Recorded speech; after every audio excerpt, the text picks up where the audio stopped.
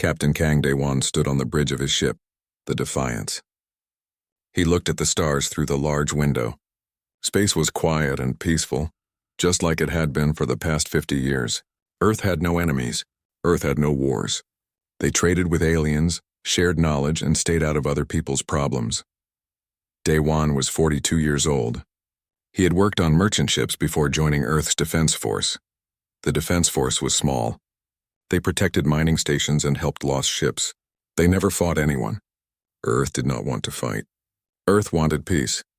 Commander Park Hae-jin walked up to him. She was his second in command. She was smart and quick. She could solve problems that others could not see. Today she looked worried. "Captain, we are getting a distress signal," she said. "It is coming from a Tellurian ship. They are asking for help." Daewon turned to look at her. The Tellurians were friendly aliens. They were traders like humans used to be. Earth had good relations with them. "What kind of help?" Daewon asked. "They are being chased," Hae-jin said. "By Vicorian warships." Daewon felt his stomach tighten. The Vicorians were not like other aliens. They were an empire. They took what they wanted. They believed in power and strength. But they had never come to Earth space before. Earth was neutral. Everyone respected that. "Put the signal on screen," Daewon ordered. A Tellurian face appeared. The alien looked scared. Its large eyes were wide with fear. "Please help us," the Tellurian captain said. "We are entering your space. We need protection. The Vicorians will not stop chasing us." Before Daewon could answer, Dr. Lee Bora spoke from her station. She was young, only 28, but she was the smartest person on the ship. She understood science and technology better than anyone. "Captain, I am detecting 5 large ships," Bora said. "They are military vessels." "Very powerful." "Much more powerful than us." Daewon watched his screen. He saw the Tellurian merchant ship. It was small and slow. Behind it, 5 massive Vicorian warships were closing in. They looked like hunters chasing prey. "Open a channel to the Vicorian ships," Daewon said. His voice was calm, but his heart was beating fast. A Vicorian face appeared on the screen. The alien was tall with dark skin and sharp features. Its eyes were cold. "This is Captain Kang Daewon of Earth Defense Force," Daewon said. "You have entered our space. Earth is neutral territory. Please respect our borders and leave." The Vicorian officer smiled. It was not a friendly smile. "Your neutrality means nothing to us," the Vicorian said. "We are hunting criminals. Stand aside or be destroyed." The screen went black. The Vicorians had cut the communication. Daewon felt anger rise in his chest. No one had ever spoken to Earth like that before. "Captain, they are firing on the Tellurian ship," Hae-jin said. Daewon watched in horror. The Vicorian warships opened fire. Bright beams of energy hit the small Tellurian vessel.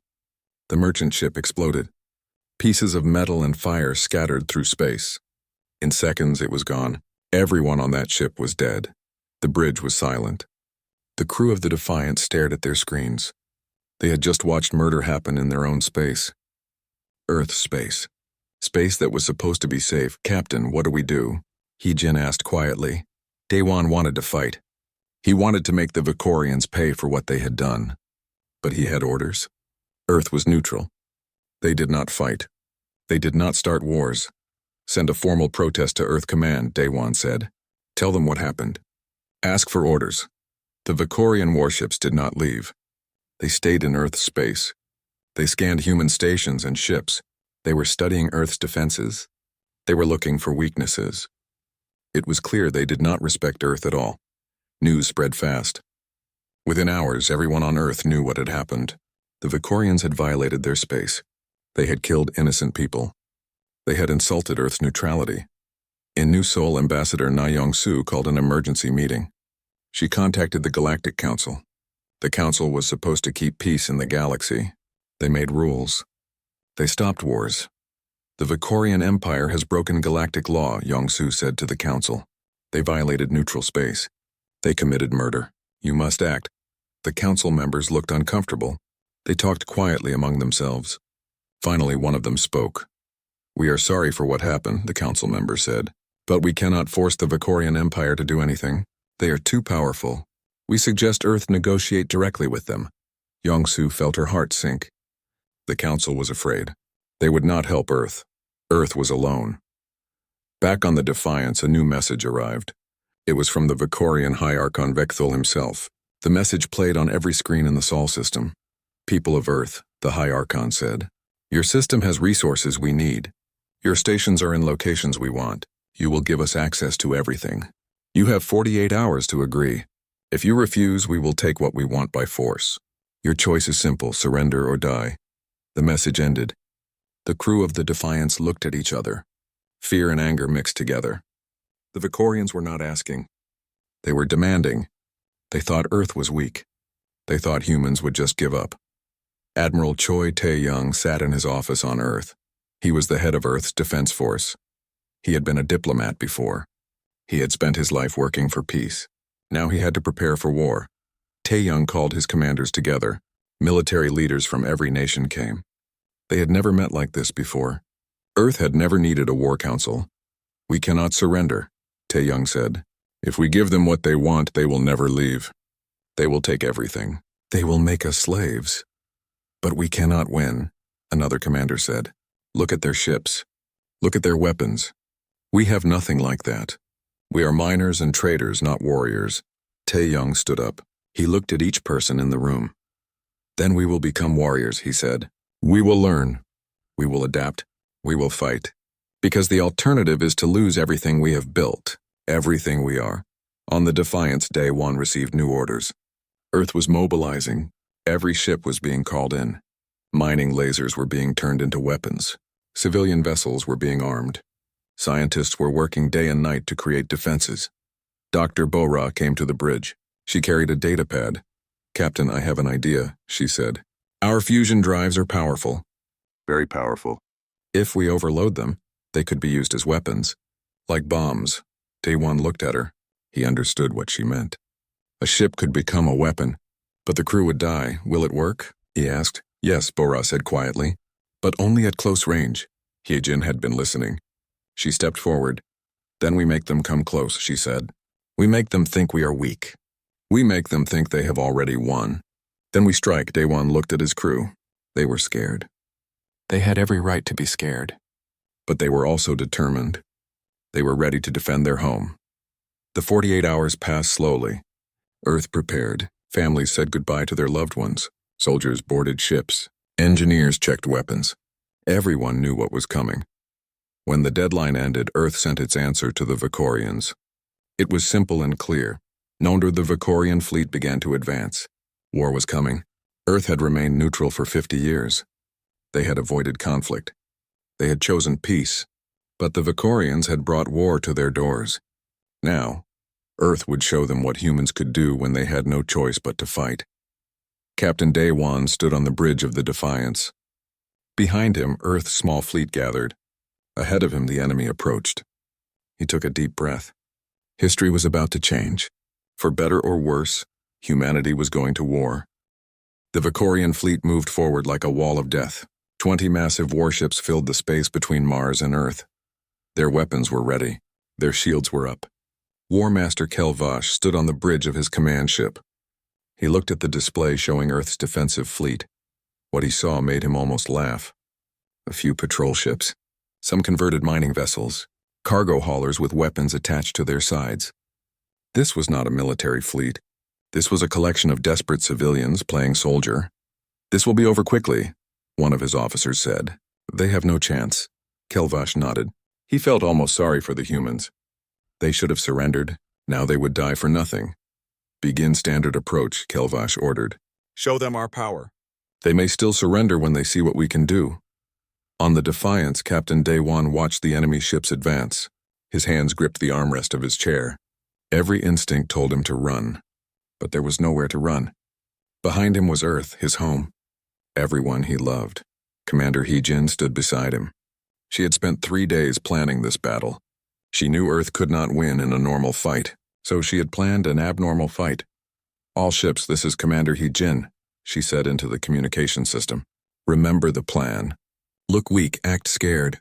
Make them come close. Wait for my signal. The human fleet spread out. They moved slowly, uncertainly. Some ships seemed to drift. They looked exactly like what they were. Untrained civilians in ships that were never meant for war. The Vicorians took the bait. They moved closer, confident and careless. Fire. Kelvash ordered. Energy beams shot through space. They hit the human ships, but the weapons were not at full power. The Vicorians were showing off, trying to scare the humans into giving up. 3 human ships exploded. Real people died. Real families lost their loved ones. Day 1 closed his eyes for a moment. Then he opened them again. There would be time to mourn later. If they survived, the remaining human ships retreated. They moved back toward Earth as if they were running away. The Vicorian fleet followed, eager to finish the fight. Now they are close enough, Yejin said quietly. Signal the Aurora. The Aurora was a mining hauler. It was old and slow. It appeared damaged, drifting toward the Vicorian line. The Vicorians ignored it. They thought it was just debris, another broken human ship. The Aurora drifted right into the middle of the Vicorian formation. It passed through their shields. That was the key to Heejin's plan. Vicorian shields kept weapons out, but they let slow-moving objects through so the ships could dock and resupply. Dr. Bora pressed a button on her console. On the Aurora, the fusion reactor began to overload. The crew had already evacuated in escape pods. The ship was empty except for one person, Captain Im Woo-jin. He had volunteered to stay behind and make sure the reactor detonated at the right moment. Woo-jin looked at his screen. He could see the Vicorian ships all around him. He thought of his daughter back on Earth. He hoped she would understand why he did this. For Earth, he said quietly. He pressed the final button. The explosion was massive. It lit up space like a new sun. The Aurora turned into pure energy. 2 Vicorian cruisers were destroyed instantly. A third was badly damaged. The blast threw other ships out of position. On his command ship, Kelvash staggered as the vessel shook. Alarms blared. His officers shouted reports. He stared at his display in shock. The humans had just sacrificed one of their own ships. Sacrificed their own crew. No civilized species did that. It was barbaric. It was insane. It was effective. All ships attack now, Daewon ordered. The human fleet turned around. They were no longer running. They charged forward with everything they had. Mining lasers cut into Vicorian hulls. Improvised missiles struck damaged ships. Human fighters, led by Lieutenant Han Gite, swarmed around the larger vessels like angry insects. Gite was 23 years old. He had learned to fly in Earth's atmosphere, doing aerobatics for fun. Now he flew a combat fighter in space. His squadron followed him as he dove between the Vicorian ships, targeting their weapon systems. Stay close to the big ships, Gite said to his pilots. They cannot shoot us without hitting each other. It worked. The Vicorians had never fought an enemy that used such crazy tactics. Their weapons were designed for long-range battles between organized fleets. They did not know how to fight against desperate humans who attacked at point-blank range. But the Vicorians were still powerful. They began to adapt. They focused their fire. More human ships exploded. Gite watched as fighters from his squadron were destroyed. People he knew. People he had trained with. Gone in flashes of light. Keep fighting, he shouted. For everyone back home. The battle became chaos. Ships rammed into each other. Explosions filled space. Human vessels used their fusion drives as weapons, just like the Aurora. When a human ship was too damaged to fight, its crew would aim it at an enemy ship and overload the reactor. Every ship became a potential bomb. Kelvash realized he had made a terrible mistake. These humans were not civilized traders. They were warriors. Desperate, creative, terrifying warriors. They fought without fear because they had no choice. This was their home. They would rather die than surrender it. Pull back, Kelvash ordered. Retreat to safe distance, his officers stared at him. But War Master, we have superior numbers. I said retreat, Kelvash shouted. Now! The Vicorian fleet pulled back. They moved out of human weapons range. The battle stopped. Space became quiet again, except for the debris floating everywhere. On the Defiance, the crew cheered. They had won. The enemy had retreated. Earth was safe, but Daewon did not cheer. He looked at the casualty reports. Half of Earth's fleet was gone. Thousands of people were dead. The victory had cost them everything they had. Hyejin put her hand on his shoulder. She looked tired, sad, but also proud. We did it, Captain, she said. We actually did it, Daewon nodded slowly. They had won the battle. But he knew the war was not over. On Earth, people gathered in the streets. They had watched the battle on screens. They had seen their loved ones die. They had seen their planet defended. The celebration was mixed with tears. Every family had lost someone. Admiral Tae-young stood at a memorial service in New Seoul. Thousands of names were being read aloud. Each name was someone who had died protecting Earth. Captain Im Woo-jin, Lieutenant Park Min-ji, Engineer Cho Sung-ho. The list went on and on. Ambassador Yong-soo received messages from other alien species. Some congratulated Earth. Some offered sympathy. Some offered secret help. The galaxy had noticed. Earth had fought the Vicorian Empire and survived. That changed everything. In his command ship, War Master Kelvash reviewed the battle recordings. He watched the humans sacrifice themselves again and again. He had fought for 20 years across the galaxy. He had conquered dozens of species. But he had never seen anything like this. He sent a secure report to High Archon Vekthul. The report was clear. Earth was dangerous. The humans had unknown capabilities. They fought without following any known military doctrine. They were willing to die to protect their home. The Empire should approach carefully, but Vekthul ignored the report. He was angry, humiliated. A small fleet of primitive humans had forced his ships to retreat. This could not stand. He would gather a larger fleet, a much larger fleet. He would bring such overwhelming power that the humans would have no choice but to surrender. On the Defiance, Dr. Bo-ra worked late into the night. She was analyzing the battle data. The weapons she had created had worked, but she felt sick thinking about the people who had died using them. She had turned peaceful technology into instruments of death. Day 1 found her in the laboratory. She was crying, Doctor, he said gently. Are you okay? Bo-ra wiped her eyes. I killed them, Captain. All those people. My weapons killed them. Day 1 shook his head. No, you saved them. Without your weapons, we would have all died. Earth would have fallen. You gave us a chance. Bo-ra looked at him. Will it be enough? When they come back? Daewon did not answer. He did not know. Long-range sensors were already detecting movement at the edge of the system. The Vicorians were gathering ships. Many ships. The next battle would be much bigger, but Earth would be ready. They had 3 months, maybe 4, before the next attack. In that time, Earth would build more ships, better weapons. They would train more pilots. They would prepare, and they had something else now. Something they did not have before. They had proven to themselves that they could fight, that they could win. Earth had drawn first blood. The Vicorians had learned that bringing war to humanity's doors came with a price. The question was, would that price be enough to make them stop? Or would it only make them more determined to destroy Earth completely? Time would tell. But one thing was certain, humanity would not go quietly into the dark. They would fight. And they would make the enemy remember Earth's name. 3 months had passed since the first battle. Earth looked different now. The peaceful trading posts had become military bases. Factories that once made cars and computers now made weapons and ships. The sky above Earth was filled with construction platforms building warships. Admiral Choi Tae-young walked through the new orbital shipyard above Tokyo. He watched workers building the newest destroyer. It was twice the size of the Defiance.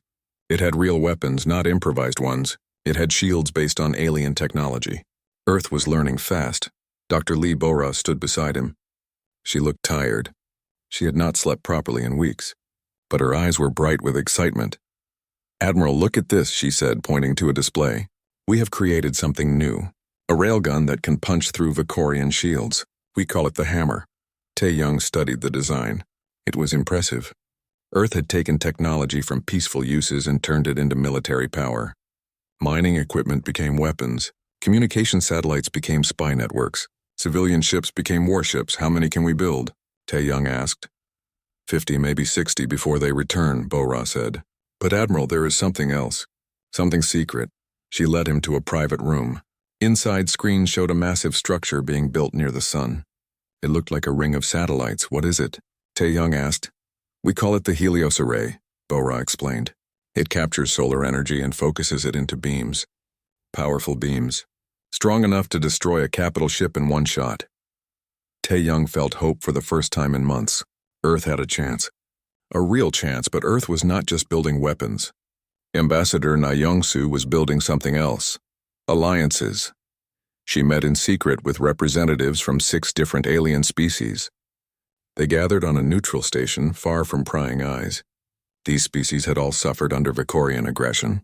They all wanted the Empire to be stopped, but they were afraid to act openly. Earth stood alone and fought. A Tellurian delegate said, "You showed courage we do not have." "Then stand with us," Yongsu said.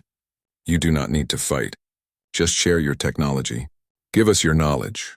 Help us level the playing field." The aliens looked at each other. They were afraid, but they were also inspired. Earth had done the impossible.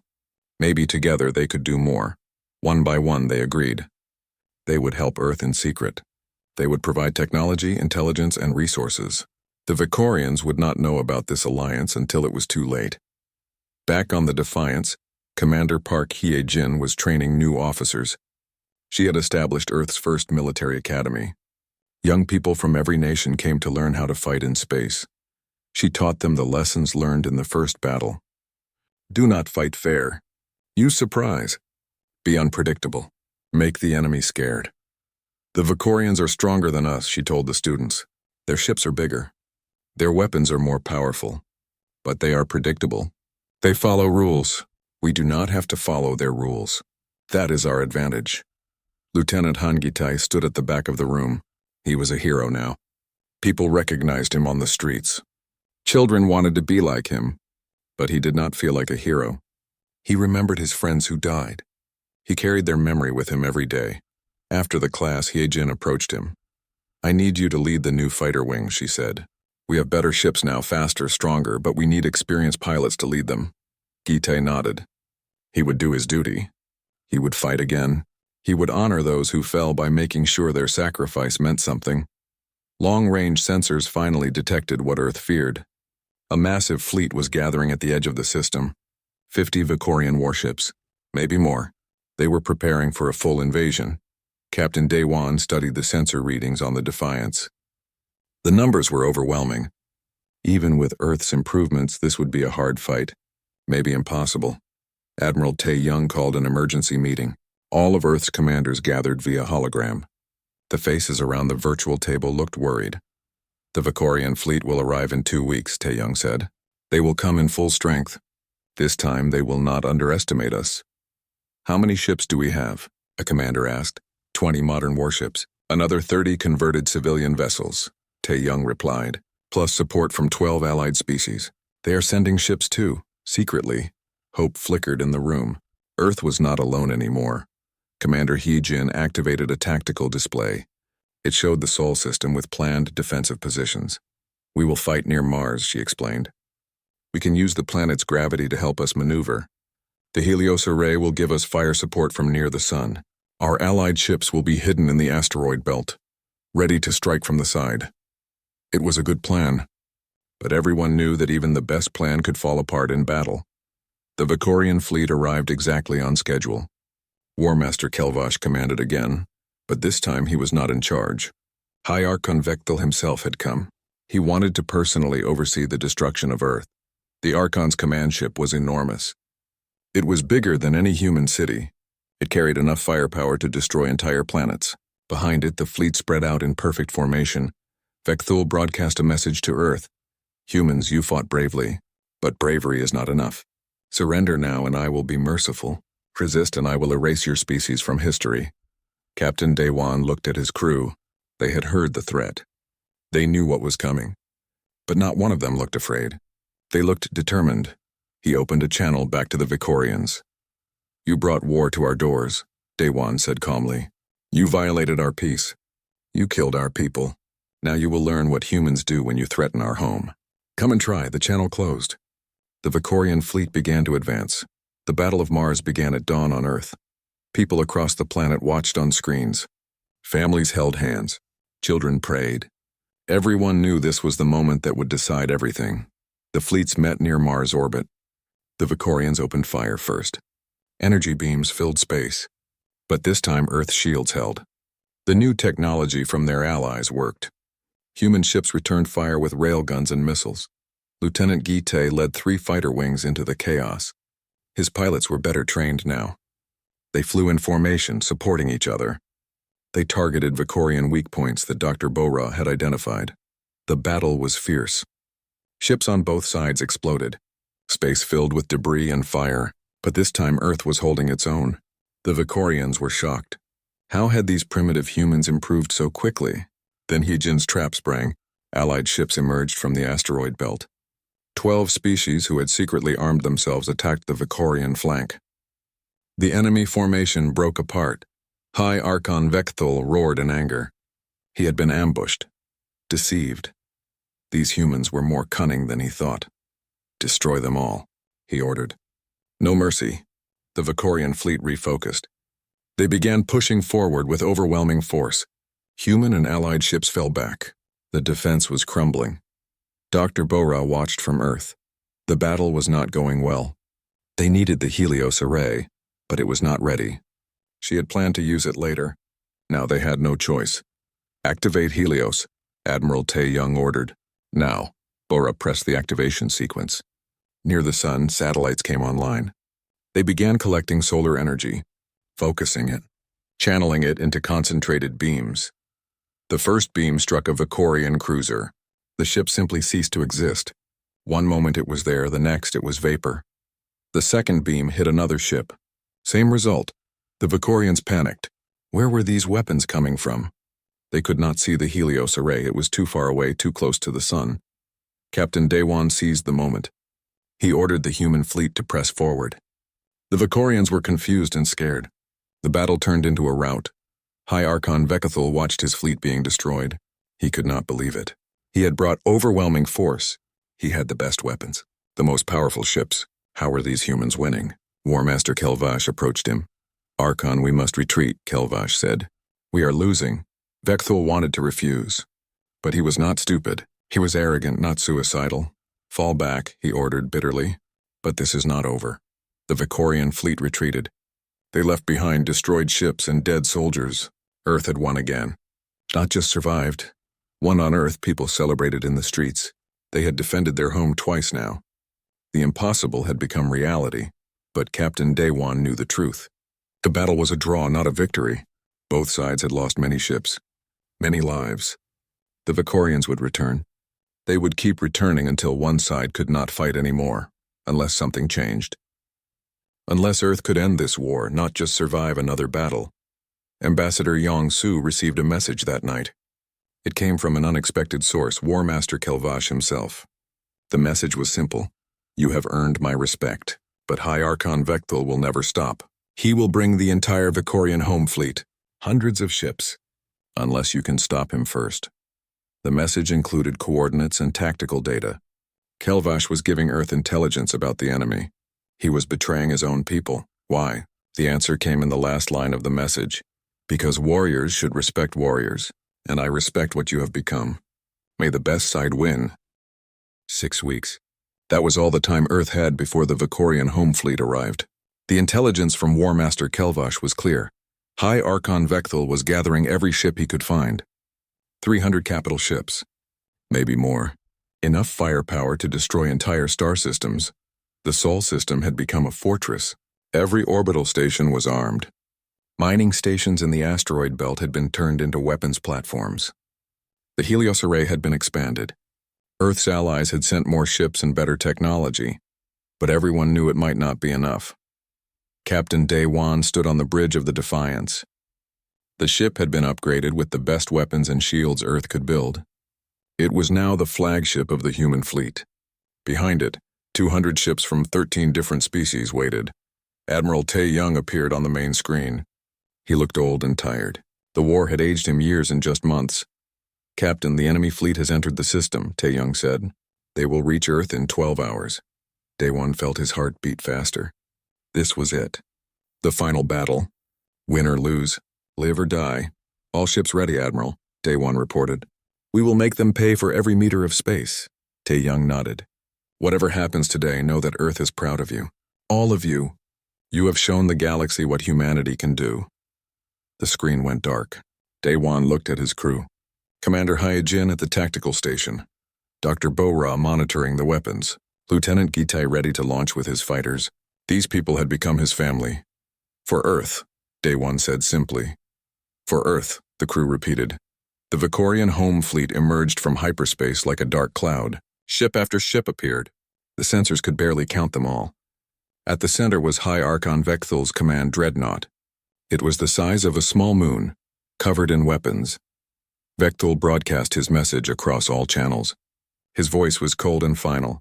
"This is your last chance, humans. Surrender Earth now. Disband your alliance. Accept Vicorian rule, or I will destroy every ship, every station, every city. I will erase you from existence." Ambassador Na Yong-su had been given permission to respond. She stood in the United Earth headquarters, broadcast to the entire galaxy. "High Archon, you came to our doors with violence. You brought war when we wanted peace. You thought we were weak because we chose not to fight. You were wrong. We are not weak. We are not afraid. And we will never surrender." She paused, then added simply, "Come and try." The Vicorian fleet began its advance. 300 ships moving in perfect formation. It was beautiful and terrifying at the same time. Commander Hyejin activated the battle network. Every human and allied ship was now connected. They could share sensor data instantly, coordinate attacks perfectly. It was like having one giant mind controlling 200 ships. "All ships," she transmitted, "execute Omega Protocol." The allied fleet scattered. They did not form defensive lines. They did not wait for the enemy. They attacked from all directions at once. Small groups of ships diving in, firing and pulling back before the Vicorians could respond. Lieutenant Gite led his fighter wings into the chaos. He had 300 fighters now, from a dozen different species. They swarmed through the Vicorian formation like angry bees. "Target their command ships," Gite ordered. "Make them scared. Make them confused." The battle spread across the entire Sol system. Ships fought near Mars, in the asteroid belt, around Jupiter. It was the largest space battle in galactic history, but the Vicorians had numbers. So many numbers. For every ship the Allies destroyed, 2 more took its place. Slowly, steadily, the defensive lines were being pushed back toward Earth. Dr. Bora watched the battle from the command center on Earth. The numbers were bad. Even with the Helios array firing at maximum power, it was not enough. The Vicorians kept coming. She looked at her most secret project. Project Prometheus, a quantum disruptor weapon that could shut down entire fleets. But it was dangerous. Incredibly dangerous. It used so much power that it could destabilize the sun. If it went wrong, Earth would be destroyed. Admiral Tae-young appeared beside her. "Will it work?" he asked quietly. Bora did not lie. "Maybe. The simulations show a 60% chance of success, 40% chance of destroying our own sun." Tae-young looked at the tactical display. Luna Base had just fallen. Earth's orbital defenses were being destroyed one by one. The Vicorian dreadnought was advancing on Earth itself. 40% is better than 0, he said. "Activate Prometheus." Bora's hands shook as she entered the activation codes. If this went wrong, she would kill everyone. Not just the soldiers fighting. Everyone on Earth, billions of people. But if she did nothing, they would all die anyway. "Targeting the Archon's dreadnought," she announced.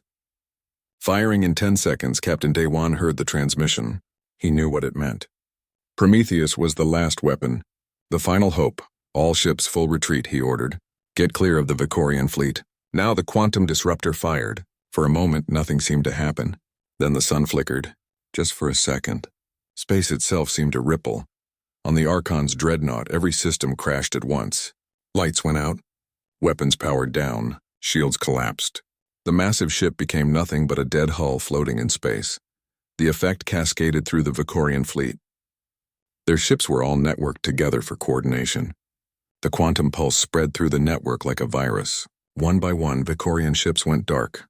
High Archon Vectal sat in darkness. His command chair was dead. His screens were blank. He could hear his officers shouting in confusion. The humans had done the impossible again. They had turned his own strength against him. Captain Daewon could not believe what he was seeing. Half the Vicorian fleet was disabled. Just floating there helpless. "All ships attack," he ordered. "Finish this." The Allied fleet turned. They had been retreating. Now they attacked. The working Vicorian ships tried to defend, but they were confused and leaderless. The battle turned into a slaughter. War Master Kelvash watched from his ship. He had held back during the initial attack, positioned on the fleet's edge. That decision saved his vessel from the quantum pulse. Now he faced a choice. He could continue fighting, or he could end this. He opened a channel to Captain Daywan. Captain Daywan, this is War Master Kelvash. I request a ceasefire. The High Archon is disabled. I am assuming command of the Vicorian fleet. We surrender. Daywan was shocked. The enemy was surrendering. Actually surrendering, why? Daywan asked. You still have working ships. You could keep fighting. Kelvash was quiet for a moment. Because you have earned the right to win. You fought with honor. With courage. With intelligence. The Vicorian Empire made a mistake. We brought war to the wrong species. Daywan looked at Commander Heejin. She nodded. The war could end here. Now, no more death. Ceasefire accepted, Daywan said. Power down your weapons. We will discuss terms. The battle stopped. Space became quiet except for the debris. Ships on both sides powered down weapons. Soldiers on both sides stopped shooting. The war was over. On Earth, people watched in disbelief. They had won. Actually won. Not just survived, won. The celebration started slowly, then exploded. Every city, every nation, everyone celebrating together. But Dr. Bora did not celebrate. She looked at her screen showing the sun. It was still there. Still stable. But it had come so close to disaster. She had gambled with billions of lives and won. The weight of that decision would stay with her forever. Admiral Tae Young made the announcement to Earth. The war was over. The Vicorians had surrendered. Earth was safe, but he also read the casualty list. So many names. So many lives lost. Luna was destroyed. Orbital stations were gone. The victory had cost everything. Lieutenant Gite landed his fighter. Half his squadron had not made it back. He sat in the cockpit for a long time thinking about his friends, remembering their faces, wishing he could tell them they had won. Ambassador Yong-Su received formal messages from dozens of species. The Galactic Council wanted to meet with Earth. Other civilizations wanted to join the alliance. The galaxy had changed. Earth had changed it. A week later, Captain Daywan met with War Master Kelvash on a neutral station. They sat across from each other. Two warriors who had tried to kill each other now talking peace. The Vicorian Empire will pay reparations, Kelvash said. We will rebuild what we destroyed. We will honor the dead. But I must warn you, Captain. There are factions in the Empire who will not accept this defeat. This war may be over, but there will be those who want it to continue. Daywan nodded. Then we will be ready. Earth did not want war, but we learned how to fight.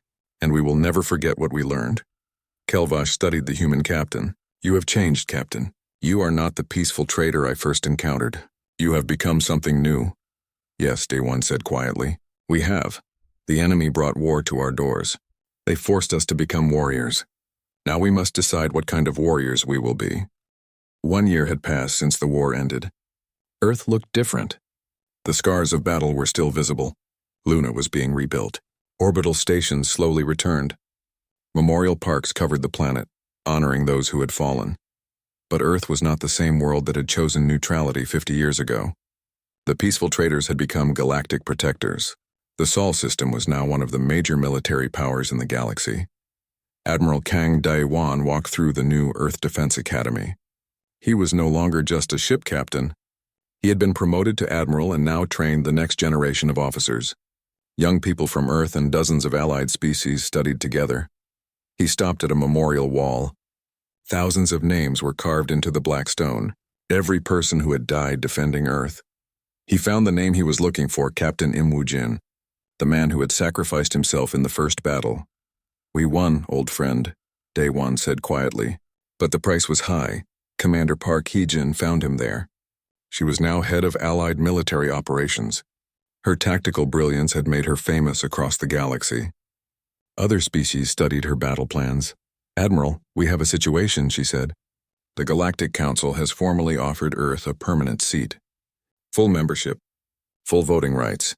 Dae-won turned to look at her. And they are also asking for help, Hee-jin said. A new threat has emerged. An alien collective from beyond known space. They are attacking Council worlds. The Council wants Earth to lead the military response. Dae-won felt conflicted. Earth had fought to defend itself. Now they were being asked to defend others. Was this their responsibility? Dr. Lee Bora had also changed in the past year. She had shifted her focus from weapons to peaceful technology, but she maintained Earth's defensive capabilities. She would never let Earth be vulnerable again. She was working in her laboratory when Ambassador Na Young-soo visited her. "Doctor, I need your opinion," Young-soo said. "Should Earth help the Council? Should we send our ships to fight someone else's war?" Bora thought carefully before answering. "A year ago, I would have said no. We should stay home, stay safe. But I learned something during the war. Neutrality does not protect you. Peace does not protect you. Only strength protects you. And strength means standing with others against aggression." Young-soo had been working on building the Terran Alliance. 15 species now formally belonged. They had mutual defense agreements. They shared technology. They trained together. The alliance was becoming a real power in the galaxy. But there was also unexpected news. War Master Kelvash had contacted Earth with a proposal. He now led a reform movement within the Vicorian Empire. He wanted peace. He wanted change. And he was asking for Earth's help. A summit was arranged on a neutral station. Admiral Choi Tae-young led the Earth delegation. Admiral Daewon provided security. They were still cautious about trusting Vicorians. Kelvash arrived with a small escort. He looked older, tired. The war had changed him too.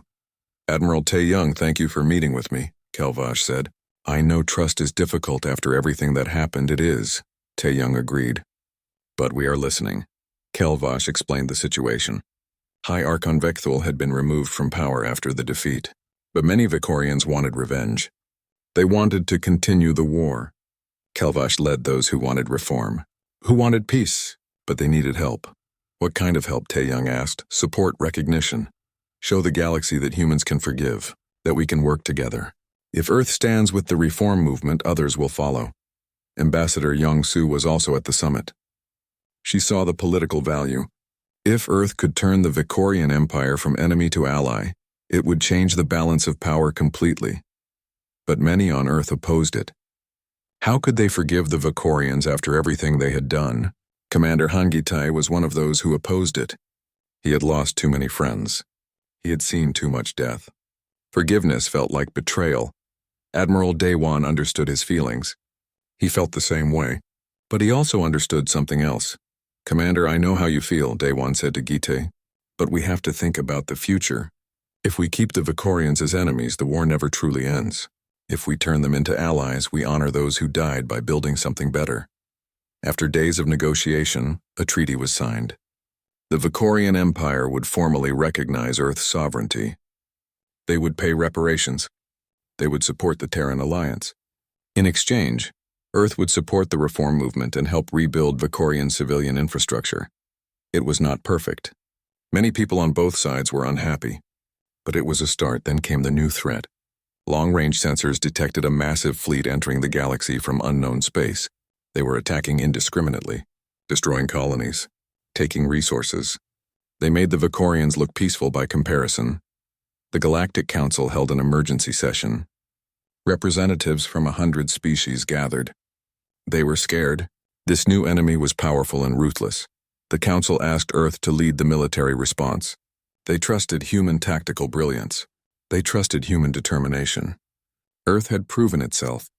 Admiral Tae-young called an emergency meeting of Earth's leadership. The question was simple. Should Earth fight someone else's war? Should they risk their people for species that had not helped them when they needed it?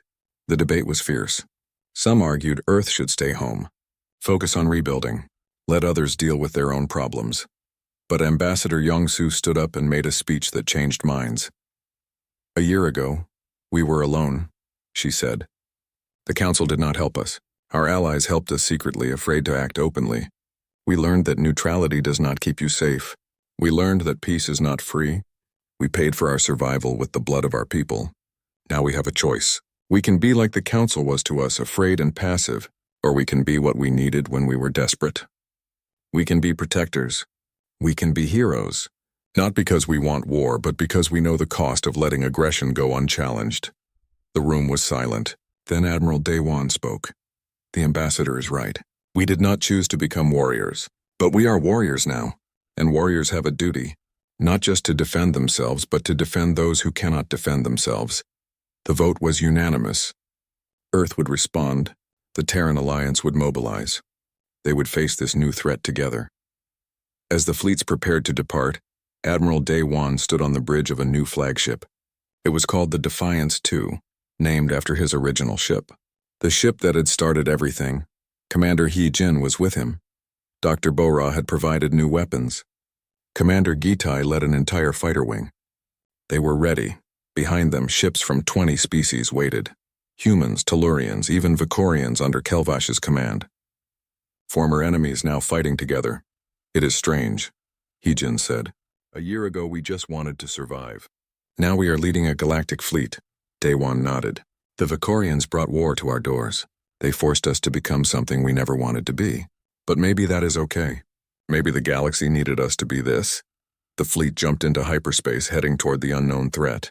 Earth was no longer neutral. Earth was no longer passive. Earth had become exactly what the galaxy needed. Defenders, protectors, warriors who fought not for conquest, but for justice. 10 years later, historians would write about this moment. They would call it the beginning of the Terran Age, the time when humanity emerged from isolation and became a force for good in the galaxy. But for Captain Kang Day-Wan, now retired and teaching at the academy, it was simpler than that. He told his students the truth. We did not want war. We wanted peace. We chose neutrality. But when the enemy brought war to our doors, we learned who we really were.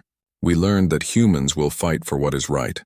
We will sacrifice for what we love. We will stand against evil even when the odds are impossible. He paused, looking at the young faces watching him. That is humanity's strength, not our weapons, not our ships, but our refusal to surrender, our determination to protect others, our willingness to become whatever we need to be to defend what is right. The students were silent, absorbing his words. Remember this, Day-Wan continued. You are not soldiers because you love war. You are soldiers because you love peace. You do not fight because you hate what is in front of you. You fight because you love what is behind you. Earth, family, freedom. That is what makes you strong. After class, Day-Wan walked to his favorite spot overlooking the academy grounds. He could see young people from a dozen species training together, learning together, building friendships that would last a lifetime. Ambassador Young-Soo joined him. She was older now, her hair gray, but her spirit was still strong. Do you ever regret it? She asked. Becoming warriors instead of staying neutral? Day-Wan thought about it for a long time. He thought about all the people who had died, all the sacrifices made, all the pain and suffering.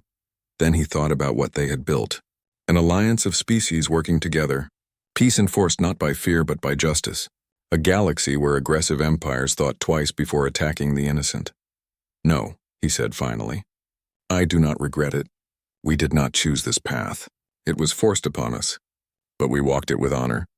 We became what the galaxy needed. Not conquerors. Not tyrants. But defenders.